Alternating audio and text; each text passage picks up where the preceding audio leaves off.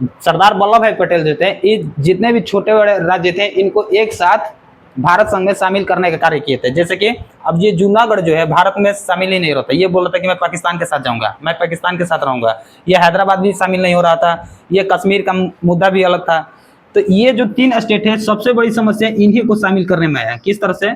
जूनागढ़ को जनमत संग्रह करवाया गया, जूनागढ़ को जनमत संग्रह करवाया गया और हैदराबाद को सैन्य कार्रवाई करी गई थी। और ये जम्मू कश्मीर वाला तो मामला पता ही है कि 2019 में ये अभी शामिल हुआ, 2019 में वो ना।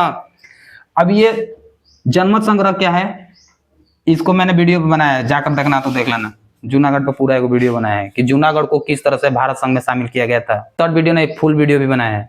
जूनागढ़ को भारत संघ में शामिल करने के लिए सरदार वल्लभ भाई पटेल, पंडित जवाहरलाल नेहरू को कौन कौन से कार्य करने पड़े, कितने पापड़ बेलने पड़े थे। ठीक है, इसी तरह से हैदराबाद भी देख लेना।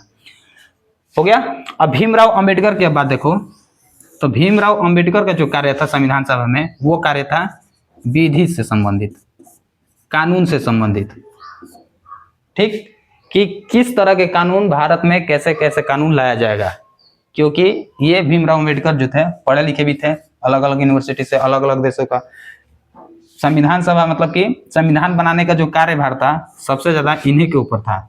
बोलता है ना कि भारतीय संविधान का निर्माता किसने किया, निर्माण कौन है, तो बोलते हैं लोग भीमराव अम्बेडकर। भीमराव अम्बेडकर जो है सबको संविधान सभा में संविधान को बनाने में सारी नेताओं का भूमिका था, लेकिन सबसे ज्यादा योगदान जाता है, क्रेडिट जाता है तो भीमराव अम्बेडकर को, इसलिए कि इन्हीं के ऊपर सौंपा गया था।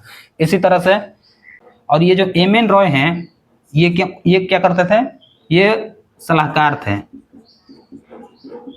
सलाहकार, किसके सलाहकार थे? संवैधानिक सलाहकार। अब संवैधानिक सलाहकार मतलब समझ में आया कि नहीं? यानी कि संविधान में जब भी कोई नया डिसीजन, जब भी कोई नया नियम कानून, कोई भी विधेयक पारित होगा तो उसमें ये अपना विशेष रूप से सलाह देंगे। इनको एक तरह